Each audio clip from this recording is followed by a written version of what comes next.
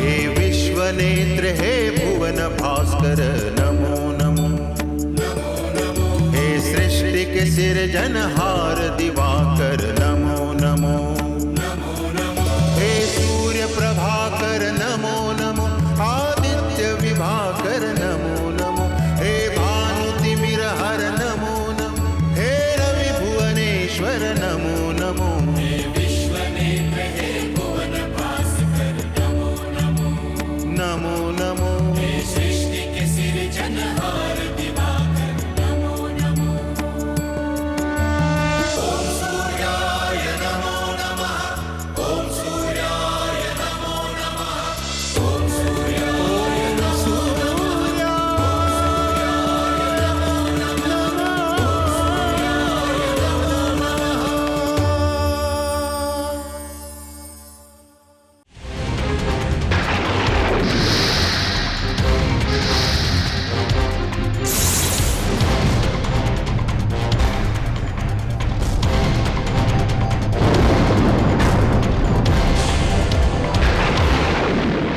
मेरे विचार से हम सबको बीती बातें भूल जाना चाहिए और ये प्रयत्न करना चाहिए कि सब मिलकर प्रेम से रहें। बातें तो आप बड़ी अच्छी करते हैं ऋषिवर, किंतु ये सारा झगड़ा आप ही के कारण हुआ है। मेरे कारण? मैंने क्या किया है? जिस प्रकार हमारे दूसरे जामाता चंद्रदेव कुछ समय पहले तक अपनी 27 पत्नियों में से केवल एक रोहिणी से प्रेम करते थे, उसी प्रकार आप भी केवल एक अदिति के कारण अन्य सब की उपेक्षा करते हैं। आप भी तो बालपन से केवल दिति को ही अधिक स्नेह देते रहे हैं, फिर दूसरों पे यह आरोप कैसे लगा सकते हैं आप? आपको हर विषय के बीच में बोलना तो बहुत प्रिय लगता है, किंतु अच्छा होगा कि आप उन्हीं बातों पर अपने विचार प्रकट करें जो बात आप समझती हों। सच्ची बात कड़वी लगती है ना आपको? या फिर आपको ऐसा लगता है कि संसार में एक आप ही बुद्धिमान है, अन्य सब मूर्ख हैं? हम आपसे बाद में तर्क करेंगे, उससे पहले हमें पुत्री दिति की समस्या सुलझाना आवश्यक है। ऋषि कश्यप, चंद्रदेव ने तो अपना पार्ट सीख लिया, किंतु लगता है आपको सही मार्ग पर अभी लाना शेष है। पृथ्वी सम्राट, चंद्रदेव के विषय में तो मैं कुछ नहीं बता सकता, किंतु आप जो आरोप मुझ पर लगा रहे हैं वो बिल्कुल निराधार है, क्योंकि मेरी 13 पत्नियां हैं और आप मुझ पर आरोप लगा रहे हैं कि मैं केवल एक की ओर ध्यान देता हूं।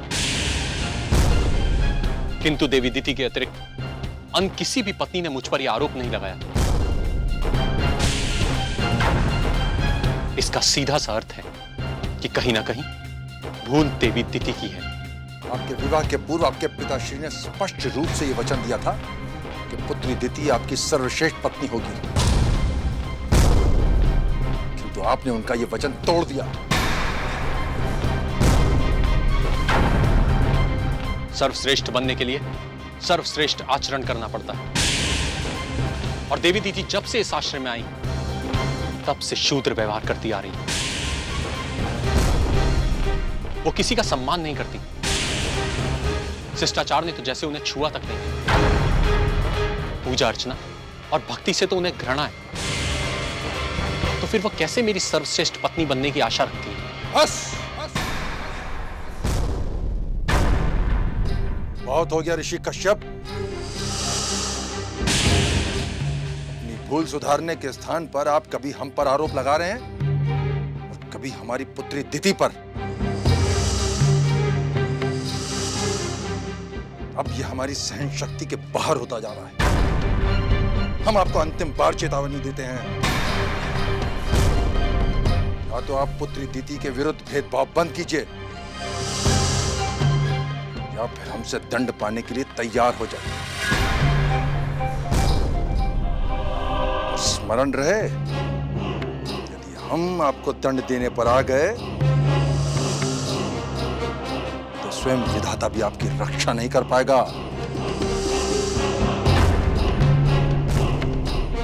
भिक्षुओं की भांति दया की भीख मांगोगे और शांत प्रजापति दक्ष, शांत।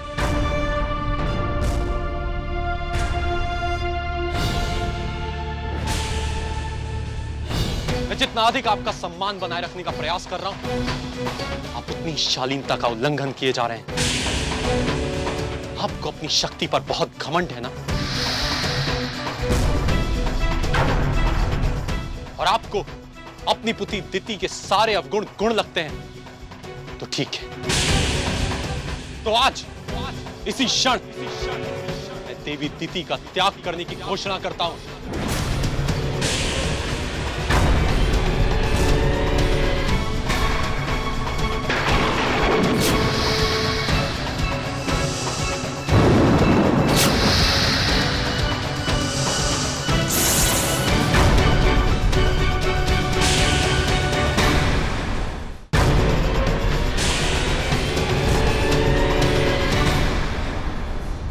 स्वामी, ऐसा अनर्थ मत कीजिए, अपने शब्द वापस ले लीजिए।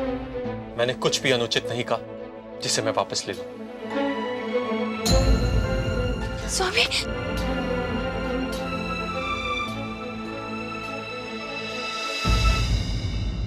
अब प्रसन्न हैं आप अपनी ही पुत्री का सुख सुहाग गुजार कर? शांति मिली होगी आपको। अपनी ही पुत्रियों के शत्रु बन गए हैं आप। शत्रु तो आप हमारी हैं। कोई कुछ भी भूल करे, लेकिन दोष आप केवल हमें देती है। जब भूल आप करेंगे तो दोष भी आप ही को दिया जाएगा। आज आप ही के कारण ऋषिवर ने पुत्री दिति के त्याग की घोषणा की है। वो भिक्षु क्या समझता है कि हम अपनी पुत्री को पालने का सामर्थ्य नहीं रखते? हम 1000 पुत्री को ऐश्वर्य के साथ अपने प्रसाद में रख सकते हैं, जिसकी कल्पना वो ऋषि 7 जन्म तक नहीं कर सकता। हम उसे दिखाएंगे कि उसने कितनी बड़ी भूल की है। यदि ऐसा ही था तो अपनी पुत्रियों के विवाह करने की क्या आवश्यकता थी? अपने प्रसाद में ही रखना चाहिए था उन्हें।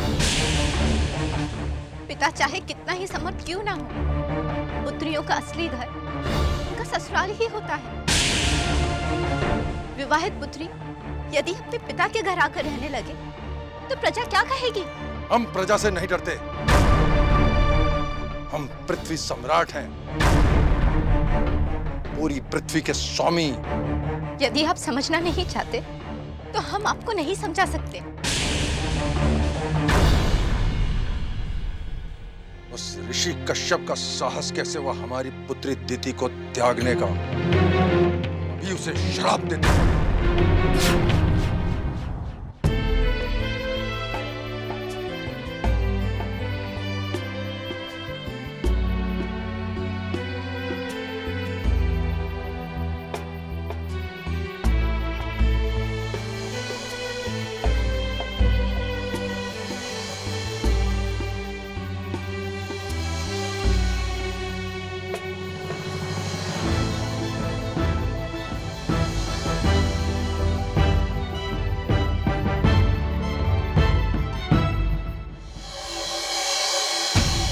एक माह से अधिक हो गए हम सबको चंद्रलोक लौटे हुए, किंतु स्वामी के अब तक दर्शन नहीं हुए।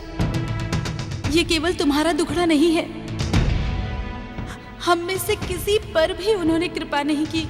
उन्हें अभी भी पहले के समान बहन रोहिणी के साथ समय बिताना प्रिय है। उन्होंने पिताश्री के सामने तो मीठी मीठी बातें करके हमें स्वीकार कर लिया, परंतु यहाँ लाने के बाद हमें तो त्याग ही दिया। किंतु मेरी समझ में ये नहीं आता, हम सब में ऐसे कौन सी कमी है कि स्वामी हमारी ओर देखते ही नहीं? और बहन रोहिणी में ऐसी कौन सी विशेषता है जो वे सदा उन्हीं के साथ रहना चाहते हैं? हम सब में कोई कमी नहीं है। हमें ऐसा लगता है जरूर बहन रोहिणी ने उन पे वशीकरण कर रखा है। नहीं नहीं, वे ऐसा नहीं कर सकती। स्वामी उन्हें छोड़ते ही नहीं होंगे, तो वो विवश हो जाती होंगी। जो भी हो, अब ये बताओ कि हमें करना क्या है? हमें तो लगता है कि हमें चलकर पिताश्री को सब कुछ सच सच बता देना चाहिए।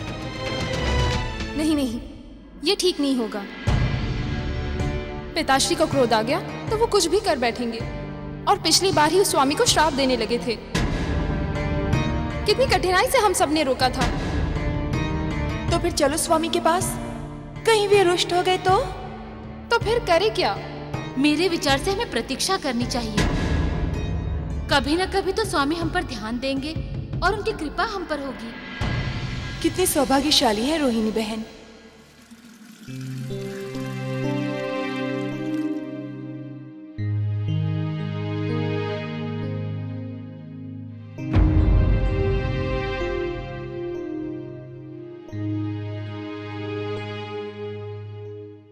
स्वामी ने पिताश्री के सामने वचन तो दे दिया, किंतु तब से वो मेरी बहनों की उपेक्षा ही कर रहे हैं।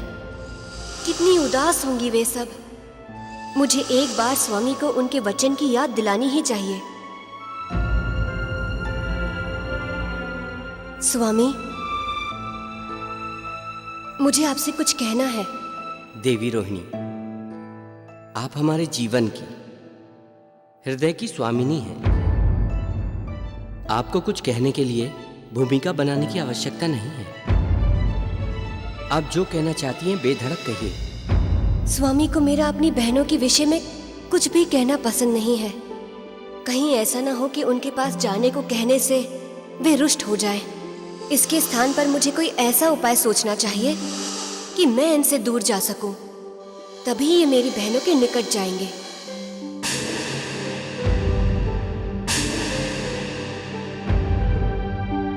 आप कुछ कह रही थी देवी रोहिणी? नहीं तो कुछ नहीं कह रही थी। क्या बात है देवी रोहिणी, आप बहुत खोई खोई लग रही हैं। हम तो आपके सामने हैं, फिर किसके विचारों में आप गुम हैं? ये आप कैसी बातें कर रहे हैं? आपके होते हुए मैं किसी और के विषय में कैसे सोच सकती हूँ? यही तो हमारी भी दशा है, और किसी के विषय में सोचा ही नहीं जाता। किसी एक व्यक्ति के विषय में भले ही सोचे या ना सोचे, किंतु संपूर्ण संसार के बारे में तो आपको सोचना ही होगा। पूरे संसार के बारे में आप कहना क्या चाहती हैं देवी रोहिणी?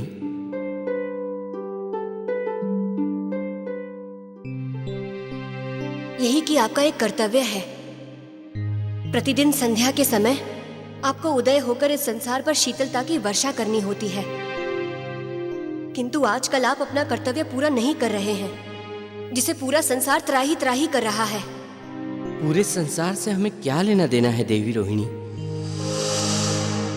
जब आप हमारे साथ हैं तो ये संसार हमारे साथ है। हमने तो ये सोच लिया है कि अपने जीवन का हर पल आप ही के साथ बिताएंगे। किंतु स्वामी, ये तो ठीक नहीं। राग रंग में पढ़कर अपना कर्तव्य भूलना उचित नहीं। देवी रोहिणी, पहले ही इस संसार में बहुत लोग हैं उपदेश देने के लिए। कम से कम आप तो उपदेश मत दीजिए। स्वामी, मैं आपको रुष्ट नहीं करना चाहती, किंतु आप पिताश्री को दिया हुआ वचन भूल रहे हैं। कौन सा वचन? कैसा वचन? यही कि आप हम सारी बहनों को समान रूप से प्रेम करेंगे, किसी की उपेक्षा नहीं करेंगे। वचन दिया था, किंतु ये नहीं कहा था कि इसे तुरंत पूरा कर देंगे। जब समय आएगा तो वचन भी पूरा कर देंगे।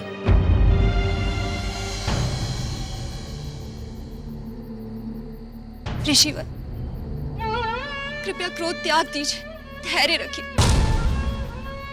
माना कि दीदी दीदी ने बहुत भूल की, किंतु आप जो कर रहे हैं वो भी तो उचित नहीं। कृपया अपने शब्द वापस ले लीजिए। दीदी दीदी को क्षमा कर दीजिए। देवी अदिति, देवी दीदी के किए को कुछ भूल कहती हैं आप? वो भूल नहीं, दुष्टता है। देवी दीदी जब से इस आश्रम में आई, इस आश्रम की शांति को भंग कर दिया है, यहां के शुद्ध वातावरण को दूषित कर दिया है। वे क्षमा योग्य नहीं है। आपको हमारे नहीं, और कुछ मत बोलिए। हमें इस प्रकार की सौगंध ना दीजिए जिसका हम मान ना रख सके। भूल केवल देवी दीदी की नहीं, अपितु आपके पिताश्री भी इस प्रकार का व्यवहार करते हैं मानो इस संसार का हर मनुष्य उनका दास हो। किंतु मुझे इस प्रकार के व्यवहार का अभ्यास नहीं। उन्हें एक बार पाठ पढ़ाना आवश्यक है। मैं अपने शब्द वापस नहीं ले सकता। स्वामी, जो हुआ उसे भूल जाइए। हम अपने जमाता ऋषि कश्यप से बात करेंगे। उन्होंने आज तक हमारी बात नहीं टाली, वे अवश्य मान जाएंगे। किंतु वे हमारे जमाता है, उन्हें श्राप देने की बात आपको सोचनी भी नहीं चाहिए। अभी तो आप बड़ा शेरनी की भांति दौड़ रही हैं, अचानक क्या हो गया? अभी तो हमने अपनी शक्ति का प्रयोग भी नहीं किया है, केवल प्रयोग की बात की है। हमने कहा ना, हम समझाएंगे उन्हें, वे हमारी बात अवश्य मानेंगे। तो स्पष्ट रूप से समझा देना उस भिक्षु को। सबसे पहले वो हमसे क्षमा याचना करे, फिर हमारी पुत्री दिति को अपनी सर्वश्रेष्ठ पत्नी बनाकर सम्मान के साथ रखे। अन्यथा हमारे श्राप से तीनों लोक में उसकी कोई रक्षा नहीं कर पाएगा। हम समझाते हैं उन्हें, हमारे वापस आने तक कोई अनर्थ ना कीजिएगा।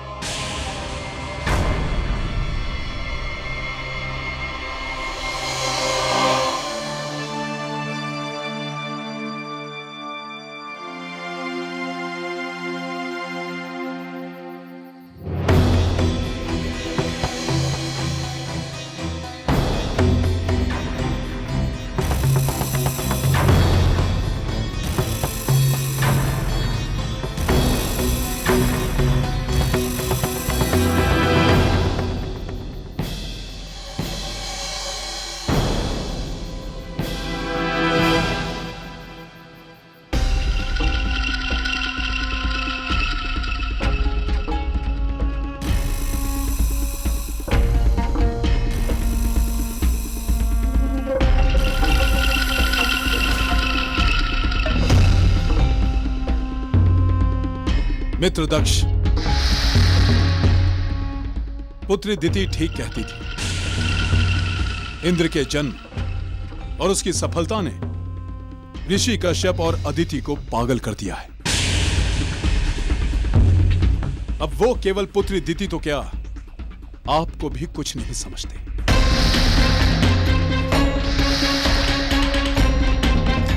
कुछ भी नहीं। उस ऋषि ने हमारा क्रोध अभी देखा नहीं है। हम उसे श्राप देकर उसके अहंकार को खंड खंड कर देंगे।